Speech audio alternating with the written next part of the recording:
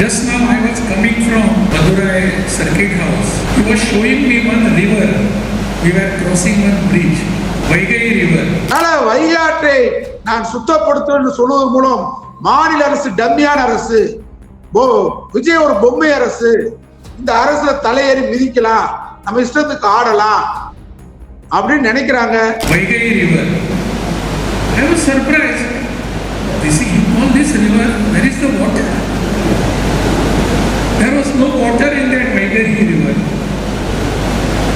How is it? Since you are calling it a Vaigai River, sometimes there must have been water in it. Where the water has gone? I was telling him in the vehicle car itself, something has to be done for this. Whether our today's youth power can be diverted towards this. அன்றைய பாடல் முதல் பாடல், அடுத்து தேசிய, அதுக்கு அடுத்து தமிழ்தாய் வாழ்த்து பாடலாம். தங்க வளர்த்த மதுரையில உதயநிதியுடைய அறிக்கை சரியான அறிக்கை, சிறப்பான அறிக்கை. எதிர்கட்சி தலைவர் கடமையை சிறப்பாக நிறைவேற்றுகிறார். அதனால அவர் அறிக்கையில நல்ல விஷயங்கள் இருக்கு. அறக்கழகம் பார்வையாளருக்கு வணக்கம். இன்று நாம் சந்திக்கிற மிக முக்கியமான அரசியல் ஆளுமை அண்ணா திராவிட மக்கள் முன்னேற்ற கழகத்தின் தலைவர், நிறுவனர், வழக்கறிஞர் திரு பசுவன் பழனி அவர்கள். வணக்கம். வணக்கம். குறிப்பாக ஆளுநர் என்றாலே அது உங்களுடைய எதிர்ப்புங்கிறது, உங்களுடைய களங்கிறத மறுக்க முடியாது. தொடர்ந்து அதன் பேரால் வழக்குகள் பல வாங்கியிருக்கிறீங்க. இதுதான் கடந்த கால வரலாறு. இப்பொழுது கூட முதல் அறிக்கையாக உங்க அறிக்கை தான் வெளிவந்திருக்கு. அறிக்கையை பத்த வாசித்து முடிச்சோம். முல்லை பெரியாருக்கு காவிரிக்கு அக்கறை காட்டாத ஆளுநர் வைகைக்கு ஆர்வம் காட்டுவதா, இது அதிகார அத்துமீறல். இதே அறிக்கையை கிட்டத்தட்ட எதிர்கட்சி தலைவர் உதயநிதி கிட்டத்தட்ட கொடுத்திருக்காரு. உங்க பாயிண்ட் ஆஃப் வியூ அதுவும் இருக்கிறது. ஏன் இந்த அறிக்கை, என்ன நடக்கிறது, எப்படி முதல்ல பாக்குறீங்க நீங்க? கவர்னர் அவர்கள் நேற்றைக்கு மதுரைக்கு ஒரு நிகழ்ச்சிக்கு வந்திருக்காங்க. வந்த கவர்னர் அந்த வேலையை தான் பார்க்கணும். மதுரை வறண்டு கிடக்கிறது, ஆற்று வையாறுன்னு சொல்றாரு. அக்கறை எடுக்கிறது நல்லது. வழக்கமா குறுவை சாகுபடிக்கு ஜூன் 12ஆம் தேதி மேட்டூர் அணை திறக்கணும். ஆனா இன்னைக்கு என்ன, ஜூலை 3 ஆயிடுச்சு. இப்ப அங்க டெல்டா மாவட்டம் தான் தமிழ்நாட்டின் நெற்களஞ்சியம். நெற்களஞ்சியம் வறண்டு கிடக்கு. அதை பத்தி கவர்னர் வாய் திறக்கிறது இல்ல, அதை பத்தி சிந்திக்கிறது இல்ல. வையாற்றை பற்றி சிந்திச்சது வரவேற்போம். ஜூன் 12ஆம் தேதி திறக்க வேண்டிய மேட்டூர் அணை டெல்டா மாவட்டங்களில் ஏன் திறக்கப்படவில்லை அணை? அது அக்கறை இருக்கணும்ல. முல்லை பெரியார் அணையில ஆய்வு கூட மறுக்கிறார்கள். அங்க ஒரு ஆய்வு பண்றது கூட போறதுக்கு கேரள அரசு அனுமதி மறுக்குது. அப்ப அது சம்பந்தமாக அவர் அக்கறை எடுக்கணும்ல. பாலாறு அங்கே திருப்பி அணை கட்டப்பட்டிருக்கிறது, அது சம்பந்தமா எடுக்கணும்.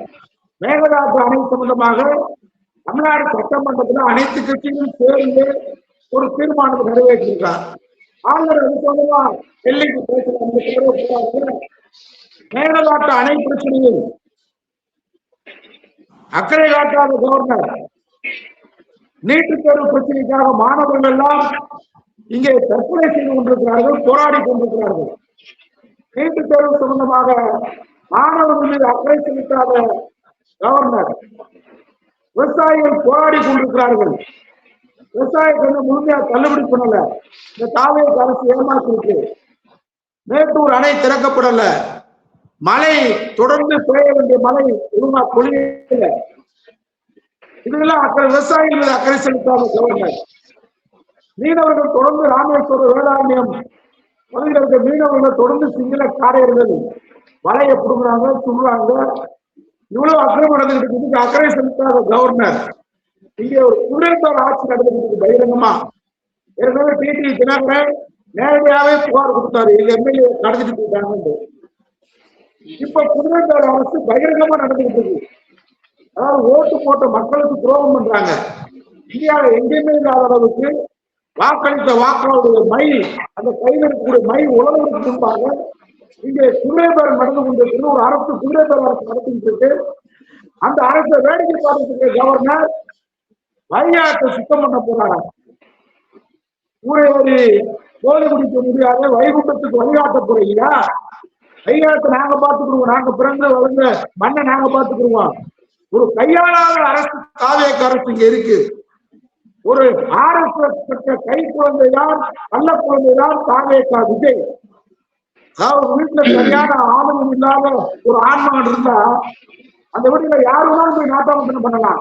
அது மாதிரி தமிழ்நாட்டுல திமுக அரசு திராவிட மாடல் அரசு முதலமைச்சர் ஸ்டாலின் இருக்கும்போது ஆளுநர் ஆட்டப்பட முடிச்ச தமிழ்நாட்டுல ஆளுநர் ஆய்வு பண்ண முடிஞ்சா? வெட்டங்கட்ட பழனிசாமி முதலமைச்சரா இருக்கும்போது நாடு முழுவதும் ஆய்வு கொண்டார் துரோகி கொண்ட கவர்னர். அதுக்கடுத்து RN ரவி வந்தாரு.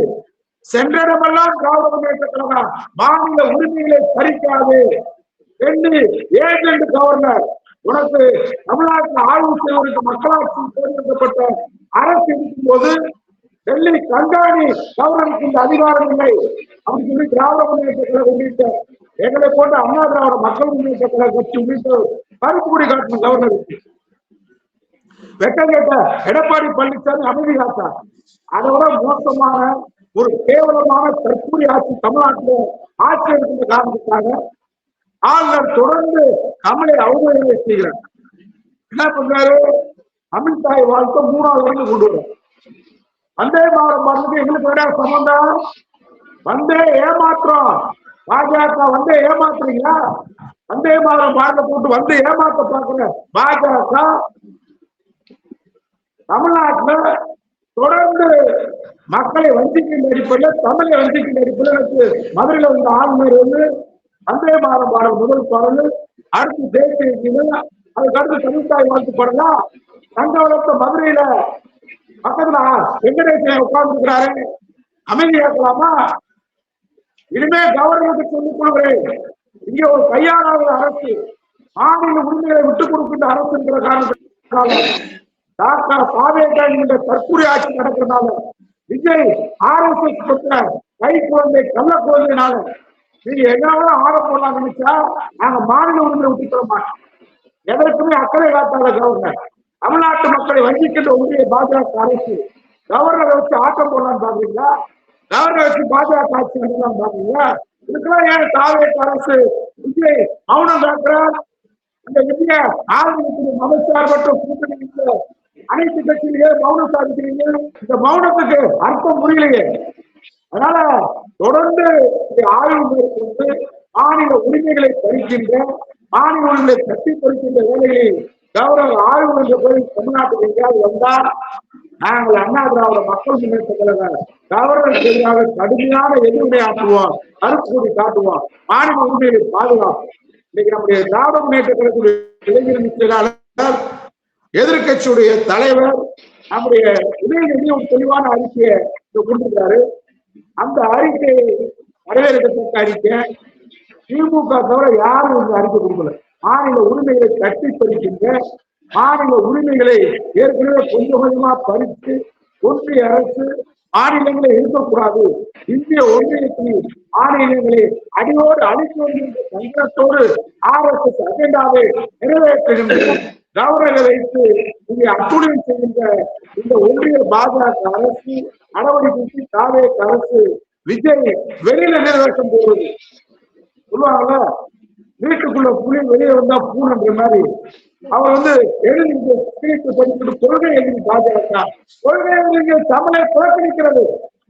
நேற்று மதுரை கலெக்டர் கூப்பிட்டு, கலெக்டரை கூப்பிட்டு, கமிஷனரை கூப்பிட்டு பேசுறதுக்கு இந்த ஆண்மையா மக்களால் அமைச்சர்கள் என்ன செய்றீங்க? இங்க அமைச்சர் உட்கார்ந்து இருக்கும் போது, MLA இருக்கும் போது, ஒரு முதலமைச்சர் இருக்கும் போது, மக்களால் தேர்ந்தெடுக்கப்பட்ட அமைச்சர் இருக்கும் போது இந்த கவர்னர் யார்? சங்க கவர்னர். அதனால கவர்னருடைய நடவடிக்கை தமிழ்நாட்டில் நிறுத்திக்கிறோம். மாணவர்கள் வெற்ற தாவேகா இருக்காது, தொழிலகத்த கூட்டம், பதவிக்காக பங்களிக்கிற கூட்டம் ஆதரிக்கலாம். ஆனா எங்களை போன்ற முனை ரோட்டம் உள்ள திராவிட இயக்கத்தினர் தாவேக அரசு வேண்டாம் என்று 3 கோடி பேர் வாக்களித்திருக்காங்க தமிழ்நாட்டில். மாணவர் ரோஸ் இந்த தமிழ்நாட்டில் இல்லை என்று பாஜக ஆட்டம் போட பாக்குது. ஏதாவது ஒரு வீட்டுல ஆளுமை தன்மை இல்லாத வீட்டுல புகுந்து யாருமாலும் ஆட்டம் போட நினைக்கிற மாதிரி தமிழ்நாட்டுல ஆண்மை தன்மை ஆளுமை தன்மை தாவேக இல்லைன்னு சொல்லிதான் கண்காணி வேலை பார்க்கிற கவர்னர் ஆட்டம் போட நாங்க அனுமதிக்க மாட்டோம். நிச்சயமாக தமிழ்நாடு கவர்னர் போர் போட முடியும். தமிழ்நாடு என்றைக்கு இந்தியாவில் ஒவ்வொரு மாநிலமாக வழிகாட்டுகின்ற மாநிலமாக திராவிட இயக்கத்துடைய கொள்கையை நிலைநிறுத்துகிற மாநிலமாக மாநில உரிமைகளை நிலைநிறுத்துவதற்கு போராடும். Okay okay. இப்ப இதுக்கு அடுத்து இதுக்கு வந்து எந்த ரியாக்டும் ஓகே. இப்ப திமுக எதிர்ப்பு தெரிவிச்சிருக்கிறதுக்கு உங்களை போன்ற அடுத்த கட்டத்தில் உள்ளவங்க எதிர்ப்பு தெரிவிச்சுக்கிறீங்க.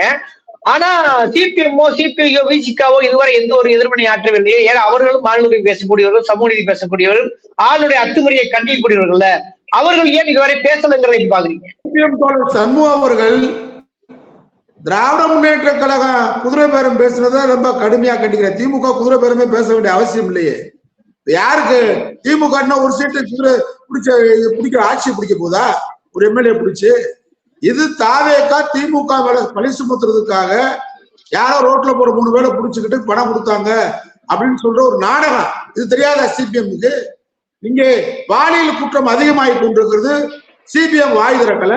குதிரை பேரம் பகிரங்கமா ஊழல் பேர்வழிகளை குட்கா பேர ஊழல் சிபிஐ வழக்கக்கூடிய விஜயபாஸ்கரை கூப்பிட்டு கட்சியில சேர்க்கிறாரு விஜய்.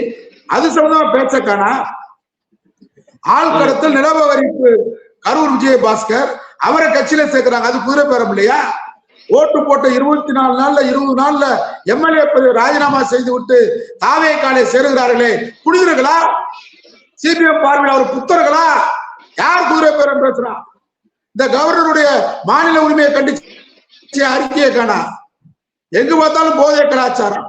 ஒரு அமைச்சரே மாத்திரை நசிக்கிட்டு இருக்கிறாரு, அதை எடுத்து பேச்ச காணா.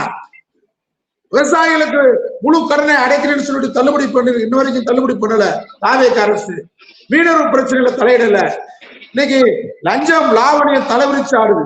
செங்கல்பட்டு காஞ்சிபுரத்துல புகாரி சங்கத்துல போய் புகாரிய மூடுற மாதிரி மூடிட்டு பின்னாடி ஆரம்பிச்சு விட்டு அமைச்சர் பணம் கேட்டதாக புகாரி சங்க தலைவர் சொல்றாரு. ஜூனியர் விடல வந்திருக்கு, வாரப்பத்திரிகை ஜூனியர் விட இன்னைக்கு செய்தி வந்திருக்கு. தாவேகாவுடைய வக்கீலணி செயலாளர் நீதிமன்றத்திலே புகார் கொடுக்குறாங்க.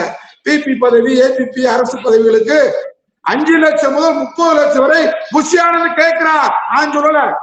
தாவேகாவுடைய அரசு வழக்கறிஞர் பதவிக்கு தாவேகாவுடைய வழக்கறிஞர் அணி ஒரு பெண் புகார் கொடுத்திருக்கிறாங்க. எங்க லஞ்சம் லாவணி அல்ல, லஞ்ச லாவணியம் தலைவரித்து ஆடுகிறது. கற்பழிப்புகள், கொலை, கொள்ளை அனைத்து நடந்துகிட்டு சட்ட ஒழுங்கு சந்தி சிரிக்குது. குதிரை பேரம் நடத்துற வேலையை தவிர விஜய் என்ன வேலை நடத்துறாரு? இது போக மாநில ஆளுநர் தமிழ்நாட்டில் உட்கார்ந்துக்கிட்டு பொறுப்பு ஆளுநரை உட்கார்ந்துக்கிட்டு மதுரைய நான் சீரமைப்ப இல்லாட்டி நாங்களே கலையரங்குன்னு சொன்னா மேகதாட்டு அணை பிரச்சனை ஏன் நீ கலங்கரங்குள்ள என்று சிபிஎம் ஏன் கேட்கல? முளையாட்டு பிரச்சனையில ஏன் நீங்க கலங்காணுங்கன்னு ஆளுநரை சொல்லல? மேட்டூர் அணை திறந்தாதான் நெற்களஞ்சியம், தஞ்சை, நெல்லை, நம்முடைய தஞ்சை, திருச்சி, தஞ்சை மாவட்டங்களுக்கு, புதுக்கோட்டை மாவட்டங்களுக்கு விவசாயம். அதான் தமிழ்நாட்டோட நெற்களஞ்சியம். அங்க மேட்டூர் அணை வழக்கம் போல் ஜூன் 12 திறக்கணும். ஏன் திறக்கலன்னு கேட்கறதுக்கு கவர்னருக்கு துப்பு இல்லையாண்டு ஏன் சிபிஎம் கேட்கல? அதனால ஏதோ பாராமுகமாக திமுக மீது ஒரு வஞ்சகத்தோடு பேசுகிற மாதிரிதான் சிபிஎம் உடைய பார்வை தெரிகிறது. நான் மத்த எல்லாத்தையும் சொல்ல விரும்பல. அனைவருமே இதே பார்வையில தான் திமுக சென்ற தோழமை கட்சி அனைவரும் நடந்து கொள்கிறார்கள். மக்கள் பார்வைக்கே விட்டு விடுவோம். ஓகே. இந்த சூழல்ல அதாவது எதிர்கட்சி உதயநிதியுடைய அறிக்கை அவர் அவர் கராரா சொல்லிருக்காரு, இது மாதிரி தொடர்ந்து இடிச்சா வேற மாதிரியான ஒரு எதிர்நிலையை உருவாக்குங்கிறாரு. அந்த அறிக்கையை பற்றி உங்களுக்கு இறுதியான கருத்து? உதயநிதியுடைய அறிக்கை சரியான அறிக்கை, சிறப்பான அறிக்கை. எதிர்கட்சி தலைவர் கடமையை சிறப்பாக நிறைவேற்றுகிறார். அதனால அவர் அறிக்கையில நல்ல விஷயங்கள் இருக்கு, அருமையான கருத்துக்களை சொல்லியிருக்கிறார். தொடர்ந்து இது மாதிரி ஆய்வுகள் நடப்பதை தாவேக அரசு மாநில உரிமைகள் மீது அக்கறை இருந்தால் மாநில உரிமைகள் தட்டி பறிக்கின்ற செயலை நீங்கள் கண்டித்து உடனடியாக நிறுத்த வேண்டும். ஆளுநருடைய ஆய்வை மீறினால் திராவிட முன்னேற்ற கழகம் போர்க்களத்தில் இறங்கும் என்று சொல்லியிருக்கிறார். திமுக போர்க்களத்துக்கு சென்றால் நாங்கள் துணை நிற்போம். எங்களை போன்ற ஆயிரக்கணக்கான அமைப்புகள், கட்சிகள், முற்போக்கு இயக்கங்கள் தமிழ்நாட்டின் மாநில உரிமையை, தமிழ்நாட்டின் தன்மானத்தை, தமிழ்நாட்டின் சுயமரியாதையை, தமிழ்நாட்டுடைய மானத்தை காப்பதற்கு உதயநிதி தளபதி ஸ்டாலின் அழைக்கின்ற பொழுது மாநில உரிமைகளுக்காக குரல் கொடுப்பதற்கு கோடான கோடி பொதுமக்களும் தொண்டர்களும் பல்வேறு முற்போக்கு இயக்கங்களும் தயாராக இருக்கிறார்கள் என்பதுதான் உதயநிதி அறிக்கையை பாராட்டுகின்ற செயலாகும். இப்ப ஆளுநருக்கு அறிக்கைக்கு எதிராக தாவேக அரசு வந்து எந்த ஒரு அறிக்கையோ அல்லது விளக்கமோ அல்லது இது பற்றின ஒரு என்ன சொல்றது ஒரு டிபேட்டுக்கான வாசலை திறக்கவில்லை. இந்த அரசோட அணுகுமுறை எப்படி பாக்குறீங்க? இந்த அரசு எழுச்சி தமிழர் திருமாவளவன் சொன்ன கூற்று உண்மை. இது RSS பெற்ற கள்ள குழந்தை என்று சொன்னதுதான் அவருடைய கண்டுபிடிப்பு தான் உண்மையான கண்டுபிடிப்பு, வரவேற்கத்தக்கது. திருமாவளவன் அவர்களுக்கு என்னுடைய நன்றியை தெரிவிச்சுக்கிறேன். சரியான ஒரு கண்டுபிடிச்சுக்கிட்ட கொடுத்துட்டீங்க. அதனால இந்த கள்ள குழந்தை எதற்கும் அமைதி காக்கும். உதயநிதி சட்டமன்றத்தில் பேசினாரே, அதுக்கு ஏதாவது பதில் உண்டா? வேலையில்லாத பட்டதாரிகளுக்கு 4000 ரூபாய் கொடுக்குறேன்னு சொன்னீங்களே, என்ன ஆச்சுன்னு கேட்டார். விவசாயிகளுக்கு முழுமையான கடன் தள்ளுபடி செய்யப்படுன்னு சொன்னீங்களே, என்ன ஆச்சுன்னு கேட்டாரு. தாய்மாமன் சீர் என்ன ஆச்சுன்னு கேட்டாரு. மாதம் 2000 ரூபாய் கொடுக்குறேன்னு சொன்னீங்களே, மகளிர் உரிமை தொகை என்ன ஆச்சுன்னு கேட்டாரு. விடியல் பயணம் எங்க வேணாலும் பெண்கள் பயணம் பண்ணலாம்னு சொன்னீங்களே, என்ன ஆச்சுன்னு கேட்டாரு. வாக்குறுதியில் அள்ளி வீசுனீங்களே, என்ன ஆச்சு? குதிரை பேரம் நடக்குது, இது சரியான்னு கேட்டாரு. எதற்கும் பதில் சொல்லாமல் சினிமா பாணியில் அவர் ஒரு செய்தியை காமிச்சு முடிச்சுட்டு போயிட்டாரு. ஆனா கேட்ட கேள்விக்கு பதில் சொல்லுவதற்கு துப்புள்ளாத கூட்டம் தான் தாவேகா கூட்டம். மாநில உரிமைகளை காவு கொடுத்து விட்டார். தொடர்ச்சியாக ஆளுநருடைய நிகழ்ச்சிகள்ல தமிழ் தாய் வாழ்த்து 3வது இடம் தள்ளப்படுது. தமிழ்நாட்டுல சூடு சொரண உடம்புல ரத்தம் ஓடுனா அமைதியாக்க முடியுமா? அதனால விஜய்க்கு என்ன இதை பத்தி கவலை? மதுரையில உட்கார்ந்துகிட்டு மதுரை நிகழ்ச்சியில மண்ணின் அதாவது தமிழுக்கு சொந்தமான ஊர் சங்கவளத்தூர் மதுரையில வந்தே மாதரம் பாடல் முதல்ல, தேசிய கீதம் 2வது, 3வது தமிழ் தாய் வாழ்த்துனா நாங்களாம் அந்த நிகழ்ச்சிக்கு போல. இல்லாட்டி கவர்னர் நிகழ்ச்சியை ரத்து பண்ண உடனே நடந்திருக்கும். எதிர்வினை ஆட்டிருப்பான். நான் ஆடுறேன் தன் தசையாட வேண்டும் தமிழனுக்கு. தமிழன் என்ற ஒரு உணவு உண்டு, அவனுக்கு தனிய ஒரு குணம் உண்டு. தமிழ்நாட்டில் தமிழ் தாய் வாழ்த்துக்கு பின்னுக்கு தள்ளப்படுறதுக்கு முன்னாடி இந்த கவர்னர் யார்? அவர் சொல்றாரு, நான் வையை சீர் பண்ணுவேன். இல்ல அந்த நிகழ்ச்சியில வந்து வந்தே மாதரம், தேசிய கீதம், அப்புறம் தமிழ் தாய் வாழ்த்து பாடப்பட்டிருக்கா? இப்ப இது மேக்சிமம் யாரும் பேசப்படலையே.